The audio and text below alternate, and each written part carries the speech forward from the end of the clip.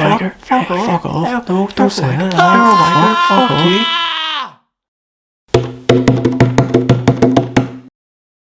Whenever I had psychosis, I continuously asked myself, will these voices ever stop? And the short answer to that is yes. The voices can stop, and I'm going to show you how. What is happening, leprechauns? Whoa. What's happening, leprechauns? Leo the Leprechaun here. Today, I'm going to give you a wee heartwarming message to keep on fighting those voices. Because you've got the power. The best way to fight the voices is to accept them. It really is hard to accept these voices whenever they're saying such nasty things to you. Quite often the voices would say to me, you're a wanker, you're a prick, I can't believe you would do that, I can't believe you would think that. It's a fucking journey to battle these psychosis, but you can do it and we can do it together. Today I'm going to tell you about how I managed to get my voices to stop talking and a bit of advice on how to respond to your voices. So one day I was lying in my living room. I had been hearing voices for between 2 to 3 months at this point, non-stop, every day, 24/7. At this point, when I was sitting there on the sofa in the living room, the voices were talking over each other. There was 3 people talking over each other, and it was making my head feel like it was going to explode. It was awful. A thought came to me like an epiphany, and it was, if I was in a room full of people here that I did not want to talk to, how would I get the conversation to stop? And the answer I came up with was, I would stop talking.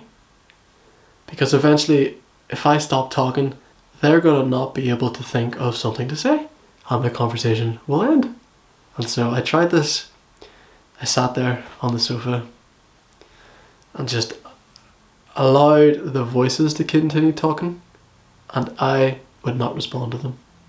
At the start, the voices were intimidating. They were saying questions to try and get me to respond to them, really nagging at me, trying to get any word out of me, and just had to keep on fighting it, just following the breath.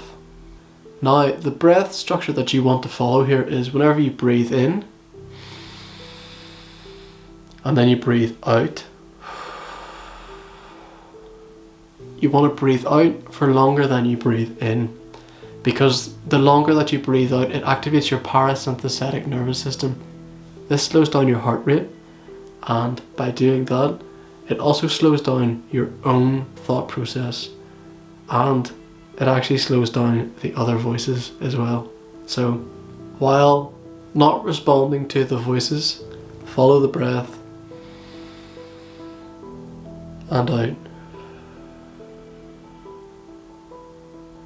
My mental health nurses recommended for me to count.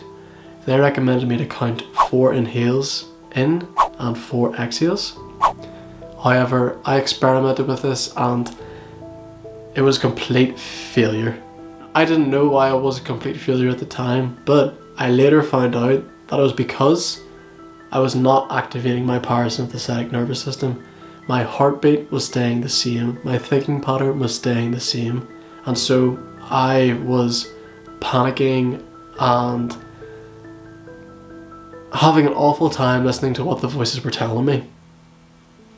I wasn't slowing down because I was breathing in for 4 and exhaling for 4.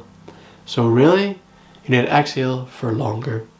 So the beauty with breathing is you're not going to die from it. Even if you try and hold your breath for as long as possible, eventually you'll have to take a breath in and you'll be alright. The Wim Hof method is a perfect example of this. As long as you don't do it in water, you are sweet. So, I actually like to breathe out for way longer than I breathe in. So, I might breathe in for 4 seconds and breathe out for like 20. 20 20 is such an extreme, but it really does lower your parasympathetic nervous system so much that you feel relaxed. And that there, what I have just shown you, which is what allowed my voices to stop, is effectively meditating. There's so many different types of meditations. Each one is different in their own unique way, and they help people in their own unique way. The one I like to follow is this. I believe it is called Vipassana. So by following my breath, breathing out for longer, and not responding to what the voices said, eventually I managed to be able to get silence in my head for the first time in ages. I believe this can work for you too. It doesn't work immediately. Maybe for some people it will work immediately, but for me it did definitely not work immediately. It took a couple of days for me to get that little bit of silence, but that little bit of silence was so fucking worth it. I believe you have the power to do this too. We're going to take a short break so I can do a little bit of a boogie.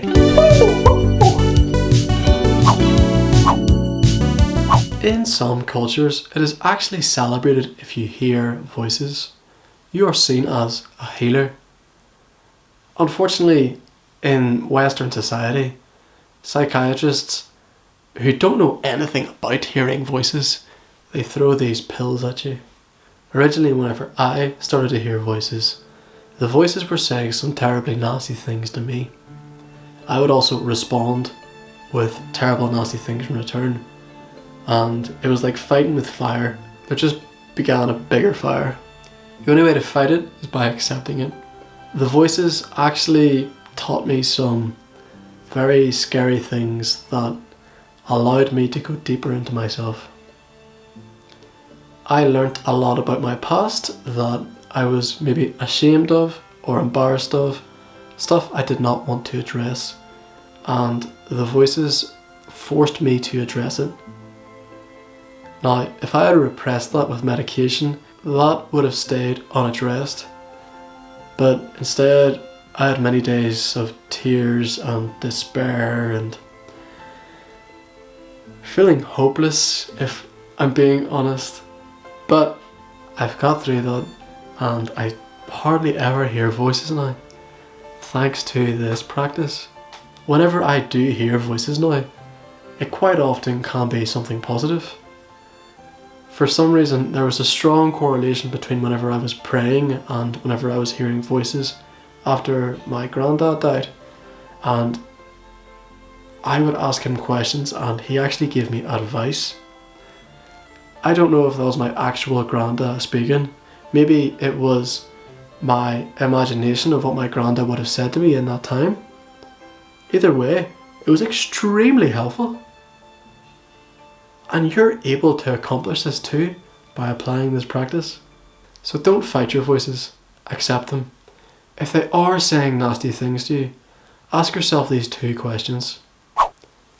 Is what they're saying true? If it's not true, forget about it. If it is true, the second question you want to ask is, do I want to change this?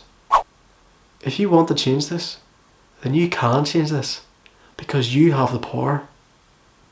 And if you don't want to change it, that's okay. It's all up to you. You are in control of this and you have the power. A question for you guys. Have you found that there's been anything else that has allowed you to find silence in your mind? Maybe that can be focusing on a project, a bit of art or music, and getting into that flow zone. Whatever it is that allows you to get that silence in your mind, please write it down in the comments.